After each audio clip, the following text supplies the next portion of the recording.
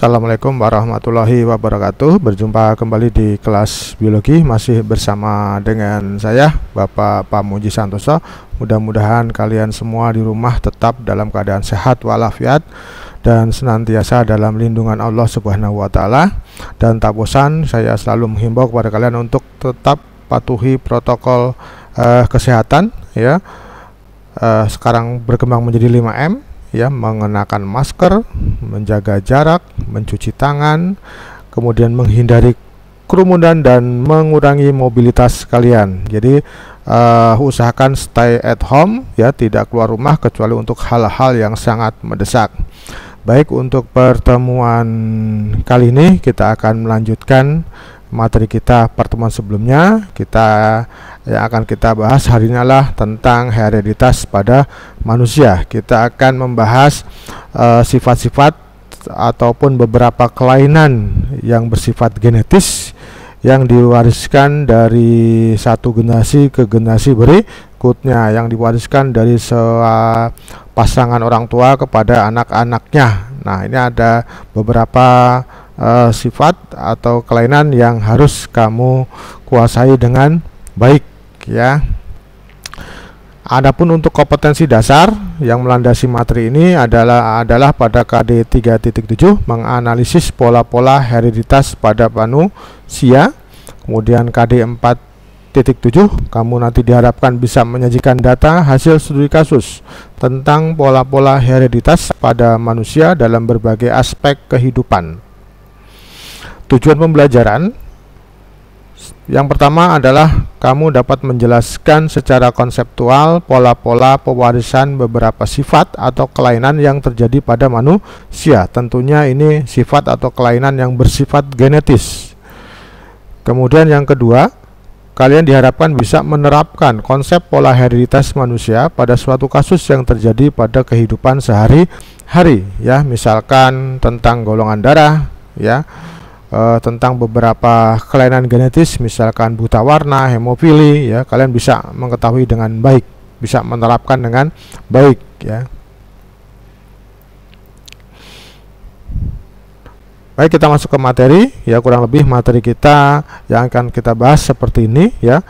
Kita akan membahas tentang kelainan genetis, kelainan keturunan ya, kelainan yang bersifat menurun pada manusia. Namun selain kelainan yang bersifat genetis, kita juga akan mempelajari beberapa sifat ya, misalkan golongan darah akan kita pelajari juga ya.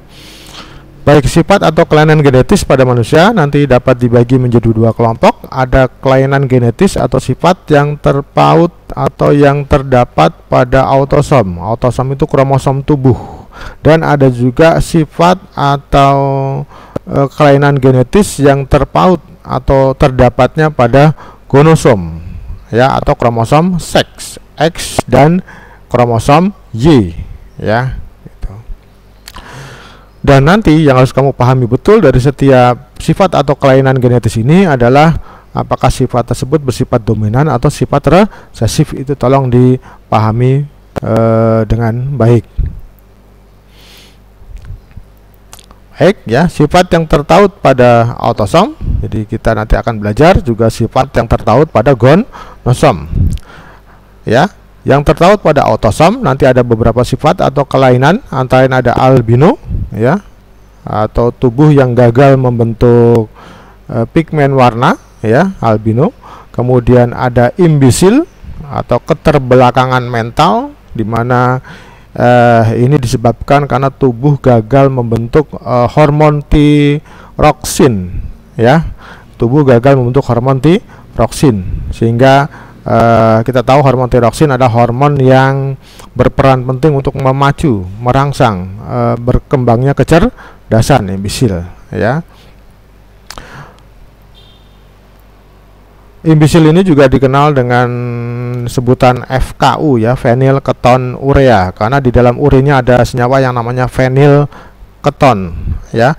Fenilketon ini berasal dari asam amino fenilalanin ya. Seharusnya orang yang normal itu fenilalanin akan dimetabolisme menjadi asam aminotirosin, bahan baku dari hormon tiroksin. Tapi orang yang secara genetis mengalami imbisil, nanti fenilalanin tidak dimetabolisir menjadi asam aminotirosin, tapi justru di metabolisme menjadi fenilketon yang akan terdeteksi pada urin, ya. Kemudian juga ada sifat yang tertaut pada autosom, yaitu golongan darah, ya, golongan darah ABO, ya. Nanti ada golongan darah ABO, ada juga golongan darah sistem resus, ya. Kita tahu golongan darah pada kartu golongan darah yang kalian miliki ada biasanya ada keterangan plus, positif, negatif, ya. A positif atau A negatif, B positif atau B negatif, AB positif atau AB negatif, ya. Positif negatif itu adalah resus, ya. Kemudian talasemia, ini kelainan darah di mana eritrositnya berbentuk tidak bikonkav tapi lonjong. Kemudian ada sickle cell anemia atau anemia bulan sabit. Ini juga kelainan pada eritrosit di mana eritrositnya berbentuk bulan sabit, ya. Dan masih banyak yang lainnya, sifat-sifat yang tertaut pada autosom, ya. Silakan nanti kalian gali lebih banyak lagi.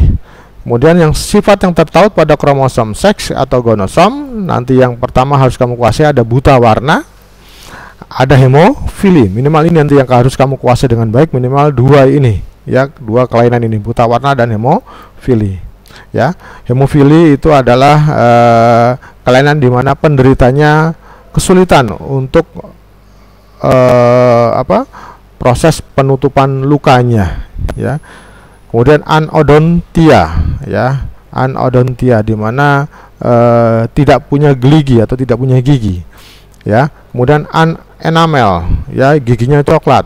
Kenapa coklat? Karena tidak ada lapisan emailnya, ya. Kemudian ada ichthyosis, ya, kulit bersisik. Kemudian hystriggravior dan juga ada webeptos atau jari-jari kakinya itu seperti ada punya selaput seperti pada itik. Ada hipertikosis di mana telinganya memiliki rambut. Nah, untuk nomor 1 sampai nomor 5 ini terpaut pada kromosom X, sedangkan untuk nomor 6 sampai 8 itu tertaut atau terdapatnya pada kromosom Y gen-gennya. Itu, ya, kurang lebih sifat atau kelainan yang tertaut pada autosom, ya. Albino, ya, tadi albino. Ini genotipnya kalau A bersifat resesif, ya, albino itu bersifat resesif, jadi ditentukan oleh gen biasanya disimbolkan, ya, dengan huruf kecil, ya. Berarti kalau albino adalah A kecil, berarti kalau ada orang normal, ya, bisa jadi A besar-besar atau A besar A kecil, ya. Kalau A besar A kecil ini normal heterozigot, dia normal tapi pembawa, ya, carrier. Kemudian A kecil, nah, penderita. Jadi kalau udah albino, ya, seorang wanita albino misalkan, berarti dia udah otomatis genotipnya adalah A kecil. Kemudian ada imbisil atau keterbelakangan mental atau fenilketonuria yang tadi saya ceritakan, ya. Ini juga bersifat resesif, jadi dinotasikan atau disimbolkan dengan huruf kecil, ya. Jadi kalau P besar normal, P besar P kecil itu normal heterozigot, P kecil, nah ini penderita imbisil, ya. Kemudian ada talasemia. Nah, kalau talasemia ini bersifat dominan, maka saya katakan tolong diidentifikasi dengan baik, dihafal dengan baik mana sifat yang bersifat resesif, ya. Kalau albino resesif, imbisil resesif, tapi kalau talasemia ini ditentukan oleh gen dominan, ya. Biasanya di talasemia itu gennya sering disimbolkan dengan huruf TH, ya, TH, ya, atau boleh juga T saja boleh, ya, tapi biasa umumnya nulisnya TH gini, ya. TH besar ini artinya penderita biasanya tidak mampu bertahan lama, ya, atau mengalami talasemia mayor, ya, semua eritrositnya berbentuk lonjong, tidak normal. Kemudian ada TH besar, TH kecil, ini talasemia minor, ya, talasemia minor, ya, darahnya eritrositnya campuran antara yang bikonkav dengan yang lonjong. Kemudian TH kecil ini normal, ya. Kita semua yang normal berarti genotipnya adalah TH besar, TH kecil atau T kecil boleh. sickle cell anemia ya sama seperti thalassemia bersifat dominan. Jadi kalau S besar adalah penderita, umumnya sulit untuk bertahan karena harus transfusi darah. Kemudian S besar S kecil ini penderita juga tapi masih bisa ditolong ya dengan proses transfusi darah yang secara rutin ya. Darahnya juga campuran, ada yang eritrosit normal, ada eritrosit berbentuk bulan sabit campuran. Kemudian S kecil normal. Jadi kalau kita yang normal berarti S kecil genotipnya untuk sickle cell anemia. Ini sifat atau kelainan yang tertaut pada autosom ya. Masih tentang autosom, yaitu tentang golongan darah ya. Golongan darah kita itu ditentukan oleh gen-gen yang tertaut pada autosom ya. Golongan darah ada dua macam, ada golongan darah sistem ABO dan ada golongan darah sistem rhesus. Nah, untuk sistem ABO seperti ini. Jadi golongan darah kita nanti ditentukan oleh 3 gen ya, yaitu ada IA, IB sama IO ya. Golongan darah kita itu ditentukan oleh 3 macam gen, IA, IB dan IO ya. Kita lihat ada IA, IB dan IO ya yang menyusun genotip dari golongan darah. Golongan darah kita kenal ada golongan darah A, B, AB dan O ya. Untuk yang bergolongan darah A ya, untuk yang bergolongan darah A nanti ada 2 genotip, ada genotip homozigot dan genotip heterozigot. Genotip homozigot itu disusun atas genotip IA. Jadi kalau seorang perempuan bergolongan darah A homozigot berarti dia otomatis genotipnya IA. Heterozigot berarti IA, IO.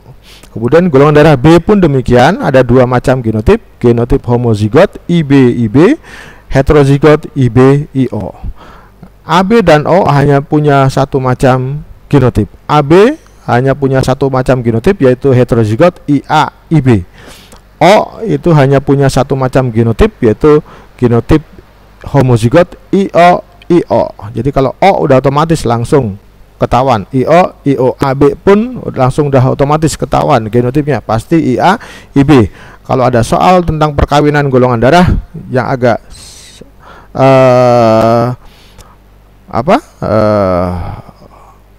perlu diwaspadai adalah ketika di situ disilangkan golongan darah A atau B, karena kamu harus menentukan A homozigot atau A heterozigot. Itu biasanya ada clue-nya, yaitu di orang tua atau di anaknya biasanya. Nah, dari sini kita ketahui bahwa antara IA, IB dan IO terdapat dominansi. IA dengan IB tidak ada yang dominan. Buktinya apa? Buktinya kalau IA, IB ketemu maka golongan darahnya AB ya. Tapi IA dan IB itu dominan terhadap IO ya. Makanya golongan IB, IO akan muncul sebagai golongan darah B. IA, IO akan muncul sebagai golongan darah A ya. Baru kalau IO menjadi golongan darah O, seperti itu. Untuk golongan darah sistem rhesus ya yang positif negatif ya, dikenal ada rhesus positif, ada rhesus negatif ya. Rhesus positif artinya dalam darahnya ada faktor rhesus, sedangkan rhesus negatif artinya dalam darahnya tidak ada faktor rhesus ya. Faktor rhesus ini ditemukan pertama kali pada golongan kera ya, kera makaka rhesus ya gitu. Untuk rhesus positif ya, untuk golongan sistem rhesus golongan dari sistem rhesus ini ditentukan oleh 2 gen ya, yaitu ada gen RH besar sama RH kecil ya, dimana RH besar dominan terhadap RH kecil ya. Rhesus positif itu atau yang memiliki faktor rhesus yaitu ada 2 macam genotip, homozigot dan heterozigot. Homozigot itu RH besar, heterozigot RH besar RH kecil ya. Maka kalau dikawinkan suami misalkan pria bergolongan darah rhesus positif dengan istri bergolongan darah rhesus negatif, maka yang rhesus positif tentukan dahulu apakah positif homozigot atau positif heterozigot ya. Kemudian kalau rhesus negatif udah otomatis pasti genotipnya adalah RH kecil ya. Ini tolong dipahami dengan baik, mudah-mudahan bisa diterima ya. Baik, kita masuk ke contoh soal ya. Misalkan ada soal sepasang suami istri yang keduanya karir albino akan memiliki peluang untuk memiliki anak normal sebesar. Nah, maka caranya adalah gennya sudah jelas ya, A besar adalah normal karena albino adalah sifat yang resesif, A kecil albino. Maka sepasang suami istri ini adalah karir albino, maka A besar A kecil kawin dengan A besar A kecil. Gametnya ini ya, masing-masing gametnya A besar A kecil, ini juga A besar A kecil, maka akan didapatkan keturunan seperti ini ya, A besar 1, A besar A kecil 2, A kecil 1 ya. Nah, A kecil albino 25% ya, sehingga peluang pasangan tersebut memiliki anak normal adalah sebesar 75%, sedangkan 25% adalah albino. Mudah ya. Ini contoh soal pertama. Kemudian contoh soal kedua ya, seorang wanita, ini tentang golongan darah ya. Seorang wanita bergolongan darah O, berarti IO menikah dengan pria bergolongan darah AB, berarti genotipnya IA IB. Tentukan peluang golongan darah pada anak-anaknya ya. Maka jawab, wanitanya O, golongan darah O ya. Kemudian si suami AB IAI, B IO dengan IA IB. Nah, ini gametnya adalah IO, nggak usah ditulis gamet, nggak usah ditulis dua-duanya, ini sama, maka tulis cukup satu saja IO. Kemudian ini IA IB, gametnya IA dan IB. Maka golongan darah anak-anaknya yang mungkin muncul adalah golongan darah yang akan muncul adalah pada anak-anaknya genotip IA IO, ini dengan ini jadi IA IO, kemudian ini dengan ini jadi IB IO ya. Ini golongan darah A, ini golongan darah B ya, masing-masing 50%. Jadi anak-anaknya adalah kemungkinannya adalah A dan B dengan persentase masing-masing 50%. Itu contoh soal kedua. Dan contoh soal ketiga, nah ini ada pedigree atau peta silsilah keluarga ya. Pedigree itu adalah peta silsilah ya, albino. Biasanya kalau untuk pedigree, kalau bentuknya kotak atau bujur sangkar ya, ini adalah laki-laki atau jantan. Sedangkan kalau yang lingkaran ini biasanya adalah perempuan atau wanita atau betinanya ya. Sedangkan kalau dibeli di blok hitam itu biasanya menandakan dia adalah penderita. Ini biasa ketentuan umum dalam membuat pedigree ya. Jadi kalau bujur sangkar itu adalah laki-laki, kalau lingkaran adalah perempuan ya, atau betina.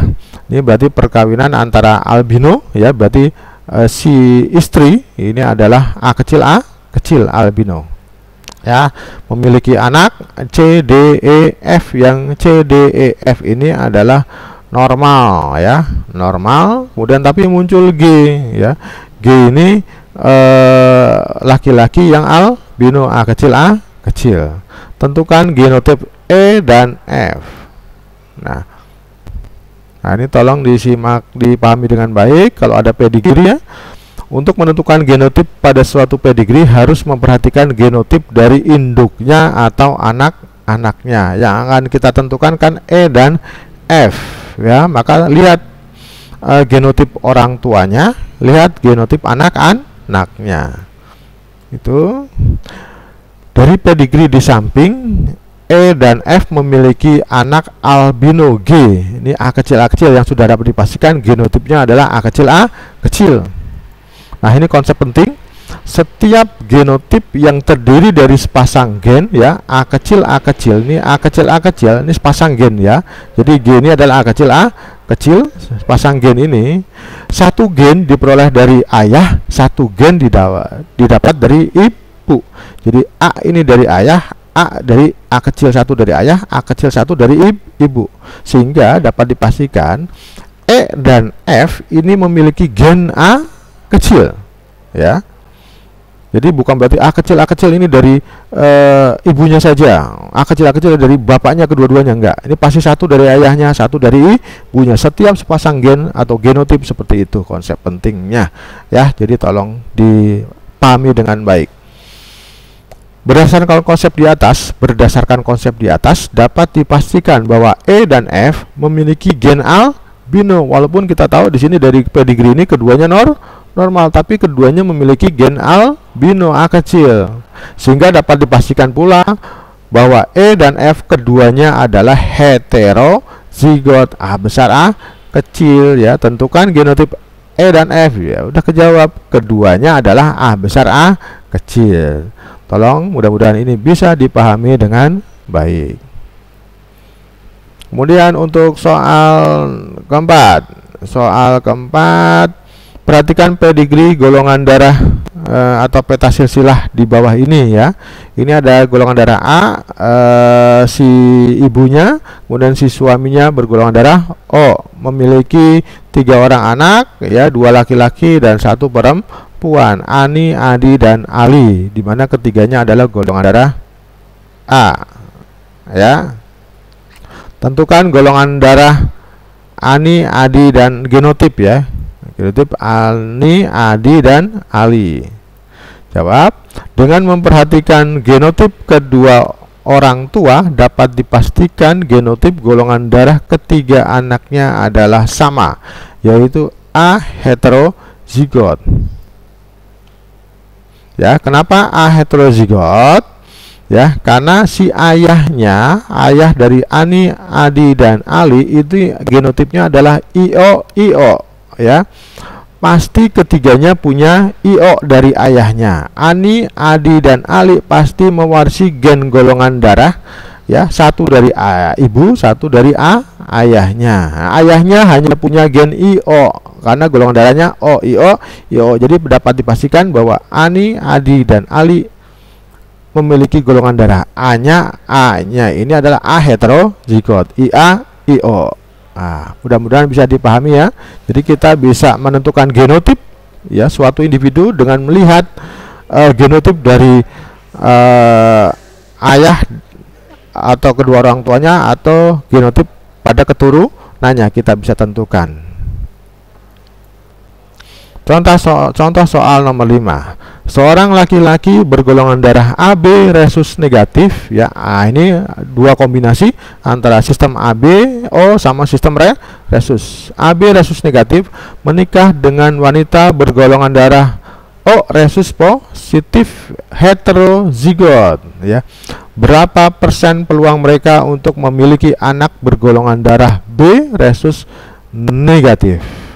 Seperti apa? Jawab, Pak, ya. Berarti seperti ini, ya. Laki-laki bergolongan darah AB resus negatif, ya, berarti IAIB resus negatif, RH kecil. Kemudian menikah dengan wanita bergolongan darah O, IO resus positif tapi heterozigot, berarti RH besar, RH kecil. Kemudian bisa kita tentukan gametnya. Ini gametnya adalah, ini berarti persilangan dihibrida sebetulnya, ya. Ini persilangan dua sifat beda. Gametnya berarti yang laki-laki, ya, si suaminya ini berarti IA RH kecil sama IB RH kecil. Sedangkan yang si istri wanita gametnya adalah IO RH besar, IO RH kecil. Nah, coba dilihat bagaimana cara pembentukan gamet pada persilangan dihibrida, ya. Maka didapatkanlah keturunannya, kemungkinannya seperti ini, ya. Ini dengan ini menjadi IAIO RH besar, RH kecil, ya. Ini dengan ini jadi IAIO RH kecil, RH kecil, berarti A resus negatif. Kemudian ini dengan ini menjadi IBIO RH besar, RH kecil, atau B resus positif. Kemudian ini dengan ini menjadi IBIO RH kecil, B resus negatif, ya. Atau kalau yang masih bingung boleh dengan menggunakan tabel, ya, silakan. Maka keturunannya seperti ini. Berapa persen mereka memiliki peluang memiliki anak bergolongan darah B resus negatif, berarti yang ini, ya, 25%. Jadi masing-masing ini 25%. Ada 4 sifat yang muncul pada anaknya, ya, masing-masing 25%. Itu. Kemudian kita masuk setelah autosom mudah-mudahan bisa dipahami dengan baik. Kita akan bahas sifat atau kelainan genetis yang tertaut pada kromosom seks. Ya, sebetulnya ada banyak tadi ya, tapi yang akan kita bahas yang paling umum ya, di soal-soal baik pada UNBK maupun pada UTBK biasanya ada tentang golongan darah, tentang buta warna dan juga nanti tentang hemofili untuk yang tertaut pada kromosom seks atau gonosom. Jadi untuk buta warna dan hemofili tolong dipahami dengan baik. Baik, untuk yang buta warna adalah kelainan di mana matanya tidak bisa membedakan warna, ya. Nah, buta warna ini bersifat genetis, ya, diwariskan, di mana gennya ini adalah bersifat resesif sehingga biasa dinotasikan dengan huruf kecil, B kecil gitu ya. Nah, sehingga dan dia tertaut pada kromosom X, ya, tertaut pada kromosom X. Sehingga kalau pada perempuan nanti ada perempuan XB besar, XB besar, ya, berarti ini adalah perempuan normal. Kemudian ada XB besar, XB kecil. Ini berarti perempuan normal heterozigot atau perempuan carrier, pembawa buta warna. Kemudian XB kecil, XB kecil. Ini perempuan penderita. Kemudian kalau XB besar Y ini adalah laki-laki normal. XB kecil Y ini adalah laki-laki penderita. Ya, bisa dipahami ya. Jadi memang di lingkungan akan sering kita jumpai laki-laki lebih banyak, ya, laki-laki buta warna, ya. Kenapa? Karena laki-laki satu gen buta warna saja ini sudah menjadi penderita. Sedangkan kalau perempuan kenapa jarang kita temui? Karena dia harus menghadirkan dua gen buta warna agar menjadi penderita buta warna seorang perempuan.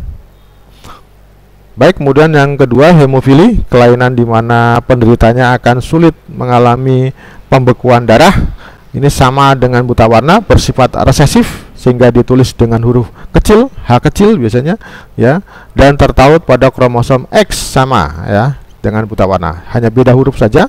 XH besar berarti perempuan normal, XH besar, XH kecil perempuan normal heterozigot atau carrier, kemudian XH kecil, nah ini perempuan penderita, tapi ini letal, tidak hidup, ya, tidak ada perempuan hemofili hidup sampai dewasa menikah, itu tidak, ya. Kemudian XH besar Y laki-laki normal, XH kecil Y laki-laki penderita, ya. Ini kurang lebih ya tentang sifat kelainan genetis yang tertaut pada gonosom, terutama kromosom yang X, ya. Tolong dipahami dengan baik, ya.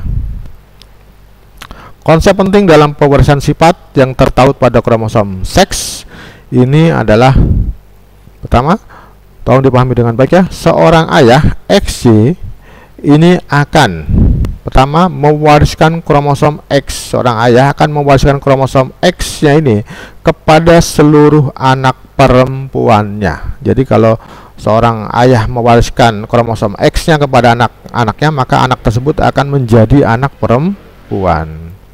Dan akan mewariskan kromosom Y kepada seluruh anak laki-lakinya. Jadi seorang ayah kalau mewariskan kromosom Y-nya, maka akan menjadi anak laki-laki, ya. Kita tahu sperma ayah laki-laki itu ada dua jenis ya, ada sperma X dan sperma Y, ya. Kalau sperma X yang membuahi sel telur, ya, sel telur itu sudah pasti kromosom seksnya adalah X, maka akan menjadi anak perempuan. Sedangkan kalau sperma Y yang membuahi sel telur yang sudah pasti X kromosom seksnya, maka akan menjadi anak laki-laki, seperti itu. Konsep kedua adalah seorang anak laki-laki, ya, akan mendapatkan kromosom X dari ibunya. Seorang anak laki-laki, ya, kamu anak laki-laki misalkan kromosom X-nya itu dari ibunya, termasuk gen-gen yang ada pada kromosom X itu dari ibunya, ya. Termasuk misalkan buta warna dan hemofili pada laki-laki, berarti dia mendapatkan dari ibunya. Ya, karena anak laki-laki itu X-nya dari ibunya, sehingga kita tahu buta warna dan hemofili itu tertaut pada kromosom X, ya, sehingga kalau anak laki-laki mengalami buta warna atau hemofili itu didapat dari ibunya. Kemudian mendapatkan kromosom Y seorang anak laki-laki itu dari ayahnya. Jadi X dari ibu, Y dari ayah. Bagaimana dengan anak perempuan? Anak perempuan XX, berarti X1 dari ayah, X1 dari ibu, bukan dua-dua X-nya dari ibunya. Itu konsep penting, tolong dipahami dengan baik. Kita masuk ke contoh soal. Ya. Seorang wanita karier hemofili menikah ya dengan pria normal. Berapa persenkah peluang lahirnya anak laki-laki hemofili dari pernikahan tersebut? Mudah saja ya. Perempuan karier udah otomatis genotipnya adalah XH besar, XH kecil. Menikah dengan laki-laki normal, XH besar, Y. Ya. Ya, perempuan karier gametnya adalah XH besar, XH kecil. Laki-laki normal gametnya adalah XH besar, Y. Maka keturunannya seperti ini ya anak-anaknya ya. XH besar ketemu dengan XH besar jadi XH besar, XH besar perempuan normal. Kemudian ini XH kecil dengan XH besar menjadi XH besar, XH kecil perempuan karier normal juga tapi karier. Kemudian XH besar ketemu Y jadi XH besar Y laki-laki normal. XH kecil ketemu Y jadi XH kecil Y laki-laki penderita. Masing-masing ini 4 sifat ini masing-masing memiliki peluang 25%. Jadi peluang lahirnya anak laki-laki penderita hemofili itu adalah 25% yang ini ya. Soal nomor 2 ya. Perhatikan pedigree buta warna. Ini peta silsilah untuk buta warna. Tolong ya, biasanya untuk ini biasanya kalau ada soal silsilah atau pedigree itu biasanya adalah untuk menentukan genotip suatu individu. Berarti kalau menentukan genotip suatu individu, analisisnya adalah berasal dari genotip orang tua dan genotip anak-anaknya ya. Dan jangan lupa lingkaran adalah perempuan, kalau kotak atau bujur sangkar adalah laki-laki, di blok hitam berarti penderita, kalau putih berarti dia adalah normal gitu. Ini ada suami istri 1 dan 2 pasangan ya, dimana suaminya adalah buta warna, berarti udah pasti ini X B kecil Y ya. Kemudian yang ditanyakan adalah anak yang bernomor 4 dan bernomor 5 ini anak dari 1 dan 2 ya. Berarti dari sini sudah kita simpulkan nanti yang nomor 4 anak perempuannya ini pasti mengandung gen buta warna ya. Kita lihat nanti dari, kita pastikan apakah dia XB kecil atau XB besar XB kecil. Kita lihat dari anak-anaknya ya. Anak-anaknya ya, anak-anaknya 4 dan 5 menikah kemudian memiliki anak di mana ada anak perempuannya dari 4 dan 5 ini yang buta warna, berarti ini XB kecil ya.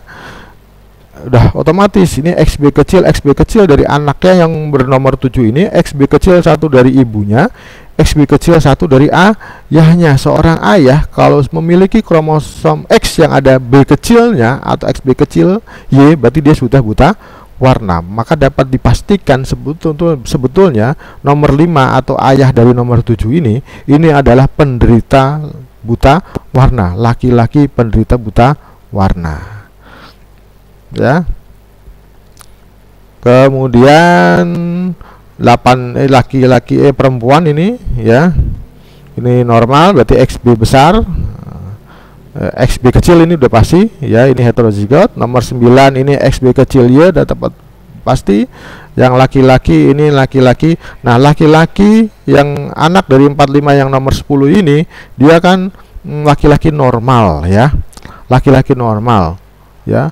Seorang laki-laki dapat kromosom X dari ibunya ya, berarti nomor 10 memiliki kromosom X yang mengandung B besar, mengandung kromosom gen normal ya. Berarti dapat dipastikan yang nomor 4 ini, si ibu dari nomor 10 ini ya, selain mengandung gen buta warna, dia juga mengandung gen normal. Maka dapat dipastikan yang nomor 4 ini adalah XB besar, XB kecil. Nah, seperti itu. Ya. Genotip yang nomor 4. Oh, maaf, ini harusnya bukan pakai H ya, harusnya pakai B karena ini buta warna ya. XB besar, XB kecil. Kemudian genotip yang nomor 5 adalah udah pasti ini adalah penderita ya. XB kecil Y. Mohon maaf, ini harusnya menggunakan huruf B bukan huruf H. Demikian ya penjelasan dari saya. Mudah-mudahan bisa dipahami dengan baik. Silakan gali lebih dalam lagi, perbanyak lagi mungkin dengan variasi-variasi kelainan sifat-sifat dari tubuh manusia ya, yang lain ya, yang mungkin yang saya berikan sebagai pengantar ini hanya sebagian kecil ya. Silakan gali lebih dalam lagi melalui buku pegangan yang sudah kamu punyai atau dari sumber literatur yang lain. Perbanyak lagi dengan mengerjakan soal-soal latihan sehingga kamu akan lebih banyak menemukan masalah. Kalau banyak menemukan masalah, kamu akan makin berkembang. Saya kira demikian ya, mudah-mudahan kalian tetap sehat. Saya ucapkan akhir kata, saya ucapkan terima kasih atas atensinya ya. Assalamualaikum warahmatullahi wabarakatuh.